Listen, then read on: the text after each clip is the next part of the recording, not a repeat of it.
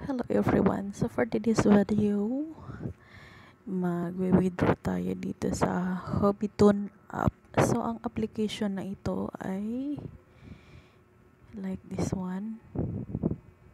Makakukuha ka ng points sa pagre-reply. Then pwede din mag-share ng pictures. This one. Tapos pwede mo siyang ask gift. Tapos mag-send ka ng photos dyan. Pag bubuksan nila yung photos mo, automatic magkakaroon ka ng gift.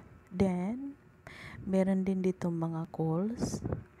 Waiting calls din siya, may papasok na calls. So, most of the time, ang earnings dito ay sa mga chatting. Okay, so ang points dito guys is 10 USD, 30 USD, and withdraw.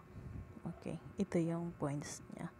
Withdraw rolls 10, 30, 50, 100, 200 can be withdrawn. You should withdraw on the page of kailangan i-copy natin ito tapos i-paste natin sa Google din itong ID and password. So first copy natin yan, then go tayo dito sa may okay,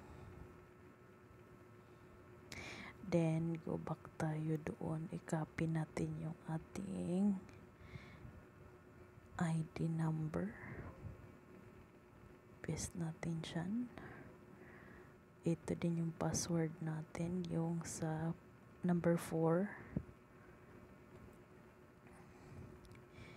Tapos paste natin yan, login. So here we go. 5,000 points is equivalent of 10 USD. Tapos AP lang, AP ang ating withdraw. Then ilagay natin yung ating email address na ginamit natin sa AP. Then withdraw. Method pay 10, confirm. So nasa AP tayo.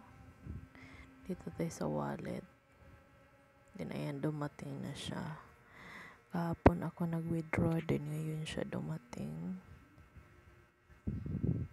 Okay, transaction record. Ayan.